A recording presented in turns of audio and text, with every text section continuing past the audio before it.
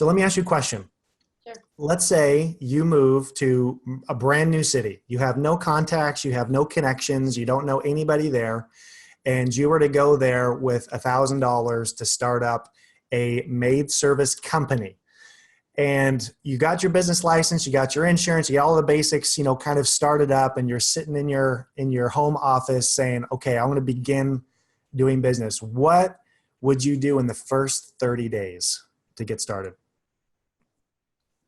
I know I wouldn't know anybody, but first of all, I would establish online presence right away. I'll register anywhere where I can register: Google, Facebook, every single platform, because I believe that there's no single solution that fits every locale. It's very Sure. specialized. So in that particular town, maybe Angie's List is the biggest. In others could be Yelp or Google or Facebook. So I can also do a lot of research just to see where there's the most traffic, where there's the most activity. I'll also I'll read every review and analyze it to see what are people complaining about.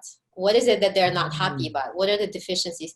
And not just like once in a while complaint, but common trends. So in Las Vegas, Ooh, that's gold. I'm sorry, I need to pause that, and I really need to highlight that, because a lot of people, they focus on their competitors of what they're doing right, or how are they have that competitive edge against us. Oh, they have this type of machine, they're doing this type of, and they get so lost in that they don't do what Elena's talking about, which is focus on the customers instead. Even researching your competitors and finding out what complaints are, that's not really researching your competitors.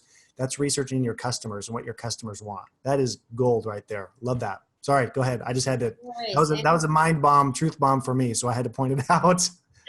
Yes, and I discovered that in Vegas, for example, a lot of companies were not licensed and registered.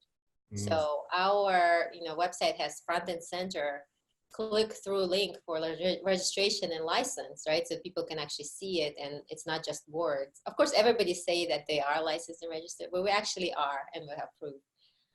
But every, I don't want to say jurisdiction, every place will have its own different specifics. And so the best way to do it is to research what's going on currently, just to see, kind of get a feel for the market, the prices, even employees too. I would probably give a little ad for cleaning on Craigslist or Facebook, and say I need my home clean, and just see how people react. How do they bid? How much they're bidding?